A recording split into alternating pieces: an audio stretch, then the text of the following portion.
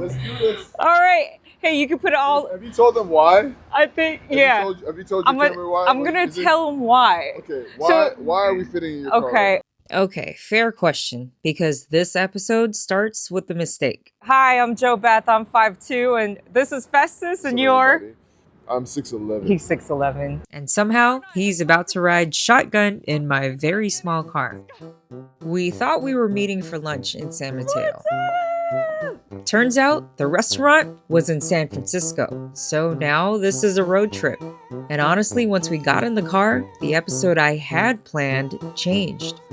So before we get to the food, and I promise we will, this is The Ride, and an honest conversation about what happens when plans change, and you're still figuring out what comes next.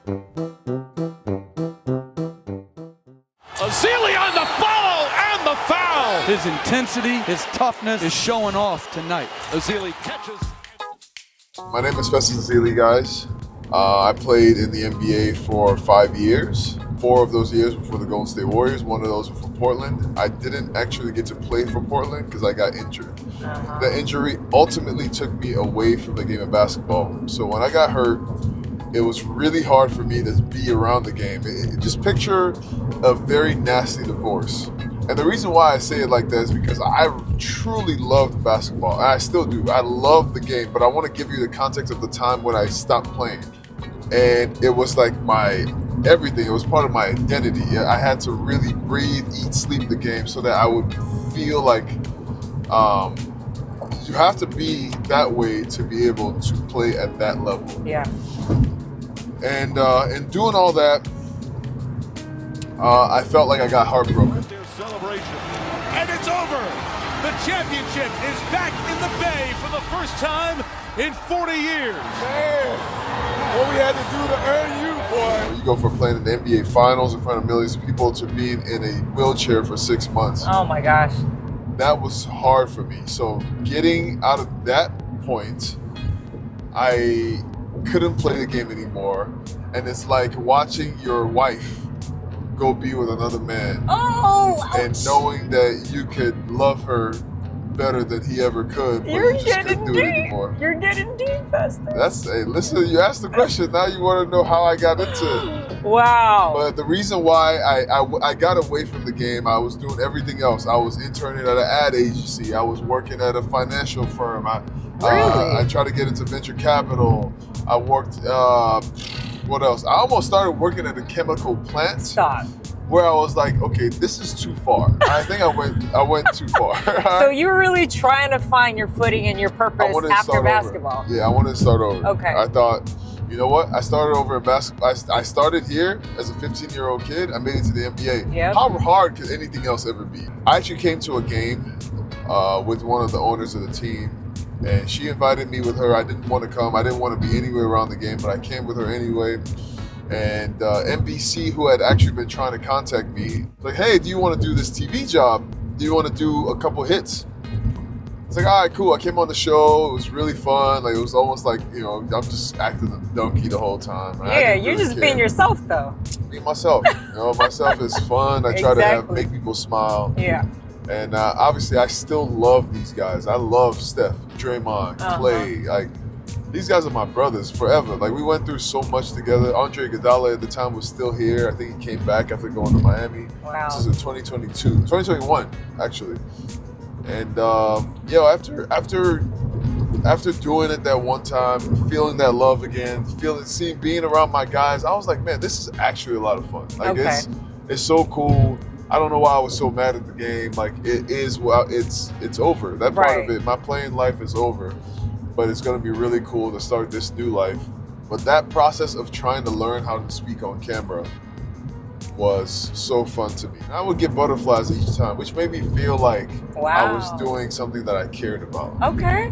So that's how you knew, the butterflies. That's how I knew. I had the butterflies, and then I wanted to be a part of a team again, which I missed. Yes, okay. And obviously I'm on the show here, NBC Sports Bay Area. Chris Mullen, Bonte Hill, Kerith Burke, Dalton Johnson, Monty Poole, Zena Keita.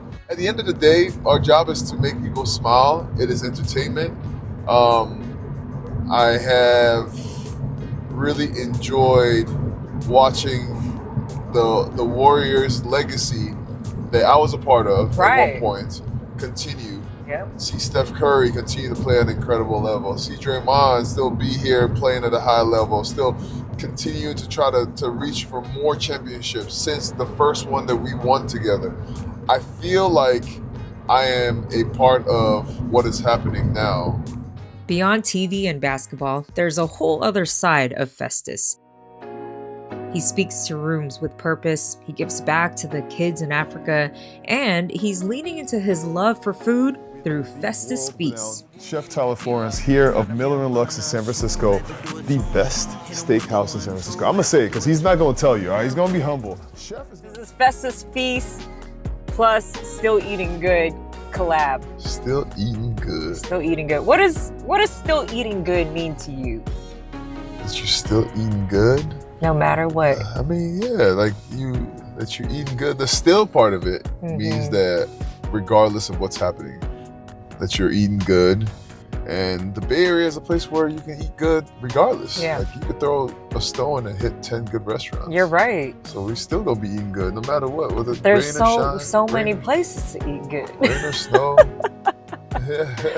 But you know, I started saying that phrase half joking, half seriously, right? Because I was eating after I got laid off and I was in my tears and zone, and I'm just like, you know what?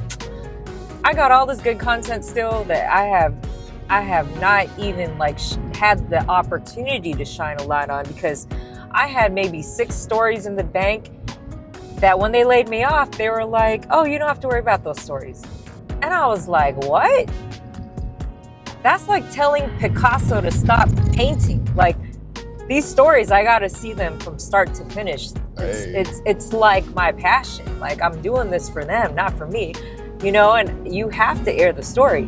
You have to do it because they're counting on me, they're counting on you, and I need to show them love. And so from that concept, I was like, well, shoot, I'm gonna make sure they still get the love and the light. Hell yeah. On my own platform, on my own time, however I can do it. So yeah, I was like, you know what? We're still eating good. It's okay. Eating good. Because still eating good is not just about food. It's about resilience. It's about living good. It's about finding joy in the moments, right? So whatever pivot, you're navigating change, you're trying to find a redirection in life, like you could still eat good too. Hell yeah. Okay. Can I get an amen? Amen. Talk about being deep. Listening to Festus talk about his injury and everything that came after reminded me how quickly the plan we build our lives around can disappear. One moment you're chasing something at the highest level, and the next you're asking yourself who you are without it. Still eating good isn't about pretending that loss doesn't hurt. It's about choosing to stay curious, to stay open, and to keep showing up, even when the version of life you imagine doesn't exist anymore.